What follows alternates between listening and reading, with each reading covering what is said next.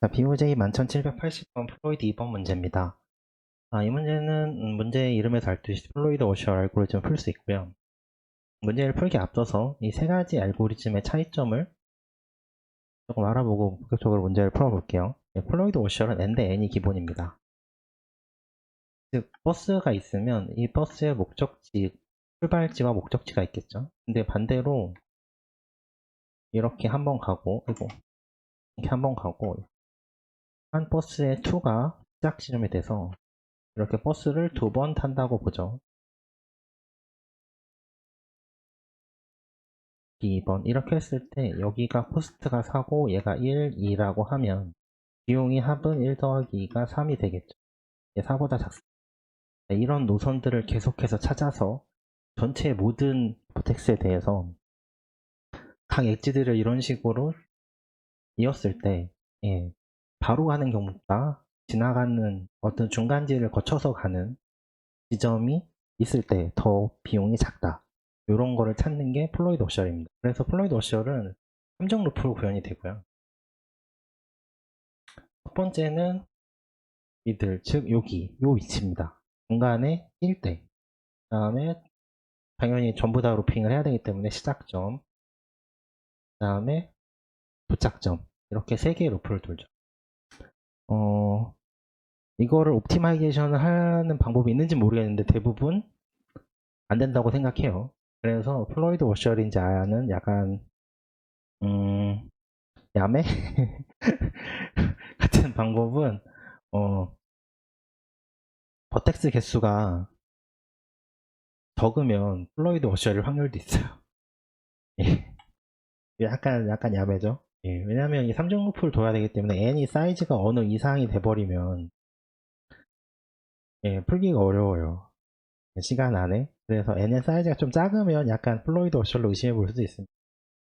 이런 방법 말고 정석으로 중간에 기척지를 찾아서 n 대 n일 때 중요한 거는 경로가 여러 개 있을 때 n 대 n의 최적화된 경로를 모두 찾아주는 게 플로이드 워셔입니다.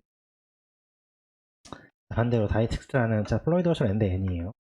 다이스트랑 1대 n입니다. 내가 하나예요. 시작지가 하나고 수가 여러 개인 거예요. 그래서 이 아래 향한 곳으로 다른 버텍스로 가는 최적의 비용을 찾아주는 게 다이스트라예요. 근데 다른 데서 만약에 출발하면 또 다시 구해야 돼요. 즉 얘는 시작점에 따라서 나머지 점에 대해서 최적화된 이동 경로를 찾는 게 다이스트라입니다. 비용 면에서도 마찬가지고요. 스패닝 트리는 달라요. 얘는 커넥티드, 모든 버텍스가 다 연결이 돼 있는 거죠. 즉 꼭 바이로 직접적으로 연결될 필요는 없지만 다른 버텍스를 거쳐서라도.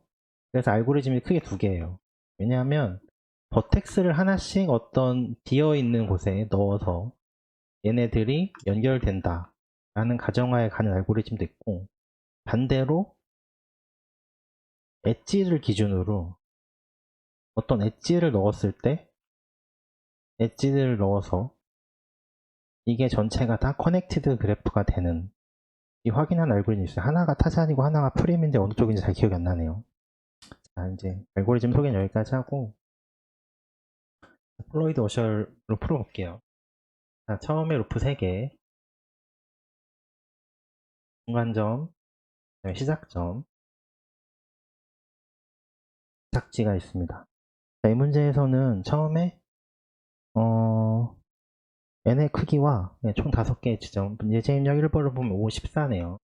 버스 노선이 14개 있는 거죠. 즉 엣지가 14개 있다고 보면 됩니다.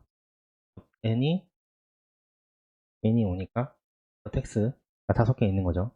자, 그러면 이제 2차원 배열에 5개 정도는 그려보죠. 빼고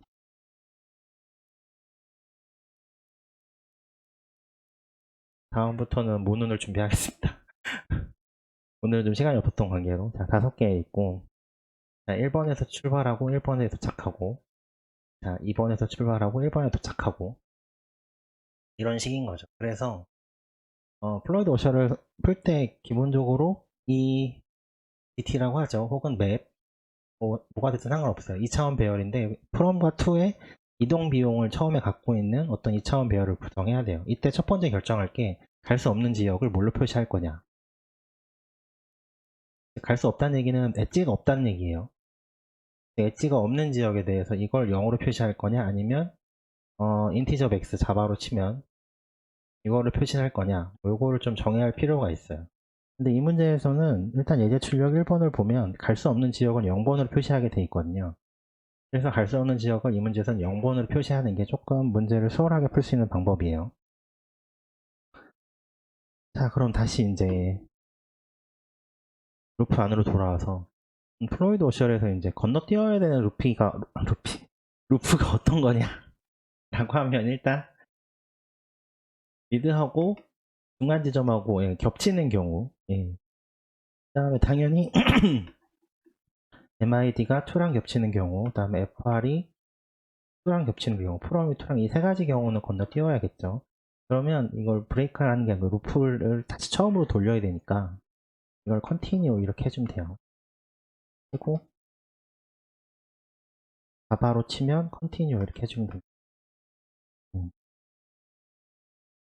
다음에 이제 건너뛰어야 되는 거는 아까 이동할 수 없는 경우는 0으로 치기로 했죠. 그러면 DT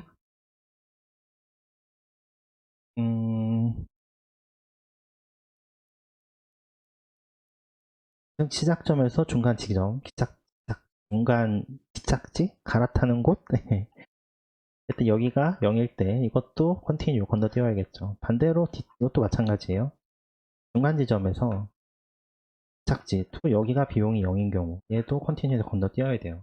그래서 이 정도 건너뛰면 이제 처리를 해야 될 부분만 남게 돼요. 근데 이 문제를 풀 때 이제 갈 수 없는 데는 0으로 정의를 했죠. 따라서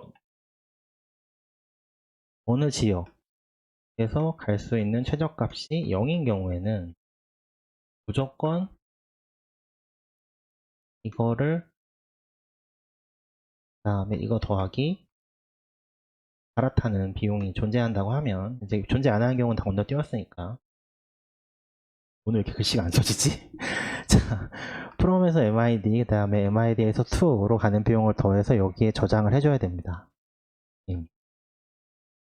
반대로 여기에 어떤 비용이 있다면 잘 쓸게요.